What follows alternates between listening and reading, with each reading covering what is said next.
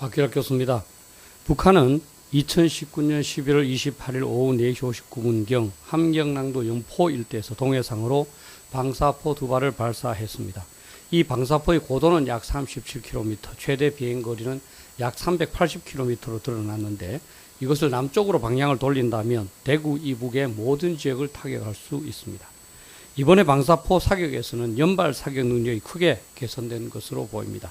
이 방사포는 구경이 60cm로 판단되는데 한국이 보유하고 있는 구령과 천무 다련장포는 23cm입니다. 그리고 개발을 시도하고 있는 것도 40cm라서 이에 비하면 구경이 큰 것은 분명합니다. 핵탄두 장착을 위해 구경을 높였을 가능성이 높습니다. 이번 사격에서 북한은 이 60cm, 즉 600mm의 방사포, 즉 다련장포의 발사 속도를 크게 개선시킨 것으로 보입니다. 2019년 8월 24일 최초 발사했을 때는 발사 간격이 27분이었습니다. 10월 31일 발사했을 때는 그것이 3분으로 줄였습니다. 그러다가 며칠 전에는 발사 간격이 30초로 줄었습니다. 방사포는 기본적으로 공격을 받은 적에게 숨을 시간을 주지 않기 위해서 연속 사격하는 것이기 때문에 0.5초 간격으로 쏩니다. 따라서 30초 간격은 방사포로서는 느린 겁니다. 그러나 북한이 핵무기를 탑재할 정도로 구경을 확대한 상태에서 30초 간격이라면 매우 위협적이라고 하지 않을 수 없습니다. 북한이 도발적 행동을 할 때마다 한국에서는 미국을 협상 테이블로 끌어내거나 남북관계에서 주도권을 확보하거나 대내 결속을 도모하기 위한 의도라고 해석하곤 했습니다. 이것은 그럴듯해 보이지만 맞지도 않을 뿐만 아니라 의미도 없는 분석입니다. 아무런 정보 없이 어떻게 그 의도를 그렇게 정확하게 알 수 있을까요? 이번에 북한 방사포 시험 발사에 대해서도 언론이나 전문가들은 12월로 북한이 제시해둔 미국 대화의 최종 시한을 앞두고 미국에게 협상에 빨리 응하라는 메시지라고 해석하지만 드러난 사실은 미사일 방사포의 성능 개량입니다. 지난 10월 30일 발사로 600mm 방사포의 신속한 연발 사격이 실패했기 때문에 이번에 시험 발사한 것입니다. 그래서 북한 방사포의 발사 속도가 17분에서 3분, 3분에서 30초로 단축되어 온 것입니다. 한국에서 북한의 의도에 대한 무분별한 분석이 통용된 이유는 대부분 아무런 정보도 없이 가만히 앉아서 천리를 보듯이 북한의 의도를 추측해야 똑똑하다고 생각하기 때문인 것 같습니다. 우리 모두는 서로 똑똑한 자랑을 하고 있고 스스로 제갈공명이라고 생각하는 사람들이 너무나 많은 것 같습니다. 필자는 안보에 대한 생각을 기준으로 6가지 형태로 사람들을 분류해 봤습니다. 첫째는 10만 양병파입니다. 이들은 북한이 핵무기를 개발한 목적은 적화 통일을 위한 것이며 따라서 북한은 북핵을 포기시키지 못하거나 미국의 핵무기를 이용하여 북한과 핵균형을 이룩하지 못하면 대한민국은 공산화될 것이라고 생각합니다. 이들은 북한의 모든 행동을 악의를 가진 것으로 의심하면서 최악의 상황에 대비한 만전지계를 강조합니다. 둘째는 유성룡파입니다. 이들은 만전지계 차원에서 미리 대비하지는 못했지만 그래도 현 상황을 어느 정도 위중하게 보면서 주어진 여건 속에서 상황이 덜 악화되거나 다소 호전되도록 최선을 다하려는 사람들입니다. 그래도 이러한 사람들로 인하여 극단적인 패망은 면하게 됩니다. 세 번째는 제갈공명파입니다. 앞에서 설명한 바와 같이 이들은 북한의 의도를 잘 알고 있고 탁월한 지모를 통하여 북한을 충분히 요리할 수 있다고 믿는 사람들입니다. 이들은 북한을 손바닥 들여다보듯이 알고 있다고 믿고 있고 주변 국가의 외교도 기가 막히게 잘할 수 있다고 믿고 자랑하기도 합니다. 현재 북한 문제에 관한 주요 인사들은 모두 자신들이 제갈공명 정도의 지모를 갖고 있다고 생각하는 것 같습니다. 네 번째는 아브라카다브라파입니다. 이들은 남북한 체제 경쟁에서 한국이 승리했다고 믿고 있고 결국은 모든 것이 잘 될 것이라는 낙관주의에 빠져있는 사람입니다. 걱정하면 모든 일이 잘못되니 오히려 모든 일을 낙관적으로 생각하기를 권하는 사람들입니다.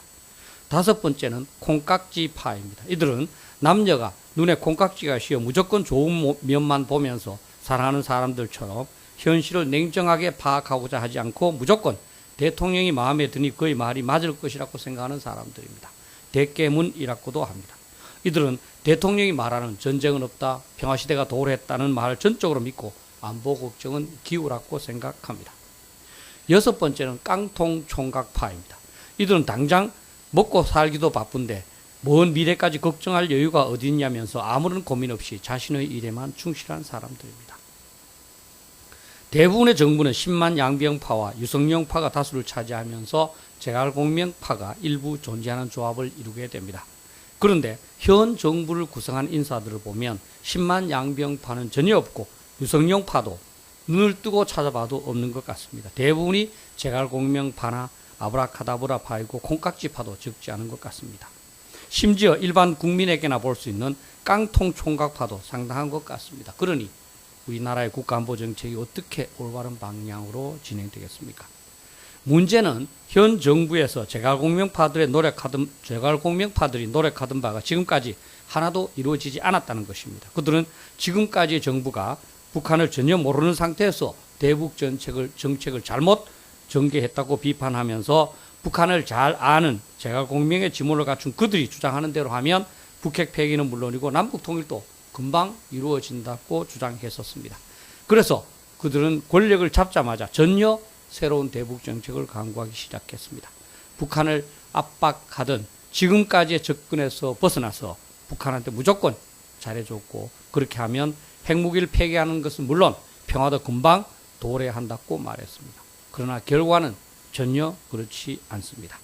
현 정부의 제갈공명파들은 북한에게 잘해주기만 하면 핵무기를 폐기할 거라고 말했지만 북한은 핵 능력을 계속 확충하고 있고 남한 주도의 통일은커녕 북한 주도의 통일 가능성이 더욱 높아지고 있습니다. 현 정부의 제갈공명파들은 북한의 의도를 속속들이 아는 것처럼 자랑했지만 그들이 분석하는 바는 전혀 맞지 않는 것으로 드러났을 뿐만 아니라 이제는 북한조차 그들을 상대하지 않으려 합니다. 문재인 대통령은 그들의 말을 듣다가 동맹도 약화시키고 있고 우방도 잃어가고 있습니다. 나라의 운명이 그들의 지적 유예의 대상이 되었고 이제는 국민들이 공산화될 위험을 걱정해야만 하는 상황이 됐습니다. 이제 어떻게 해야겠습니까? 이제는 제갈공명파들도 자신의 주장이 워낙 틀려서 이제는 아브라카다브라파로 전향하는 것 같습니다. 이것은 말한 대로 될 거야 라는 뜻의 주문으로서 이 주문만 외면 모든 것이 잘 된다면서 사람들이 서로 권하고 있는 주문입니다. 이제 이들이 이 주문을 외는 것은 한국의 힘으로 특히 그들의 힘으로는 현 상황을 전혀 타개할 수 없다는 것을 깨닫게 되었기 때문입니다. 그러나 국민들에게 자신이 틀렸거나 문제를 해결할 수 없다고는 말할 수 없기에 그들은 낙관주의, 기도주의로 자신이나 국민들에게 세뇌시키고 있습니다. 그들의 아브라카다브라는 다음과 같습니다. 북한이 핵무기를 개발한 목적은 체제 유지라는 방어적 목적뿐이야. 북한은 핵무기를 폐기할 거야. 북한은 한국을 절대로 공격하지 않을 거야. 북한이 서울을 공격하는 일은 절대로 없을 거야. 북한이 핵무기로 공격하면 미국은 우리를 위해서 대규모 응징보복을 분명히 할 거야. 미국은 우리가 아무리 나가려고 해도 나가지 않고 우리를 지켜줄 거야. 21세기 G20에 속한 국가의 안보가 효과적인 전략이나 충분한 대비 태세에 의존하는 것이 아니라 아브라카다브라라는 낙관적 주문에만 의존해야 하는 한심한 상황이 되었습니다. 이것을 어찌해야 되겠습니까? 서강대 명예교수인 최진석 교수는 국가의 가장 핵심적인 기능은 전쟁 수행이라고 했습니다. 우리 헌법 66조 2항에도 대통령은 국가의 독립과 영토의 보존이라는 책무를 부여받고 있다고 명시하고 있습니다. 그래서 대통령은 국군 통수권자입니다. 그리고 정부는 대통령의 이러한 권한을 행사하여 부여된 국가 안보의 책무를 달성하기 위해서 최선을 다해야 합니다. 그런데 현 정부의 인사들이 아브라카다브라라는 주문만 외워서야 되겠습니까? 현 정부 인사들에게 정말 묻고 싶습니다. 왜 대통령이 되었고 왜 장관이 되었고 왜 공무원이 되었는지, 과거 어느 정부에서 회자되었듯이 어쩌다 보니 공무원이 되셨는지. 공무원이라면 당연히 국가안보를 다른 누구보다도 걱정해야 합니다. 걱정이 되지 않는다면 스스로 물러나서 걱정이 된다고 생각하는 사람에게 그 임무와 책임을 물려줘야 합니다. 나중에 자신의 자식과 손자들이 공산 치하에서 허덕일 때 그때 미안하다면서 참회의 눈물을 흘리는 것이 무슨 소용이 있겠습니까? 참고가 됐으면 좋겠습니다.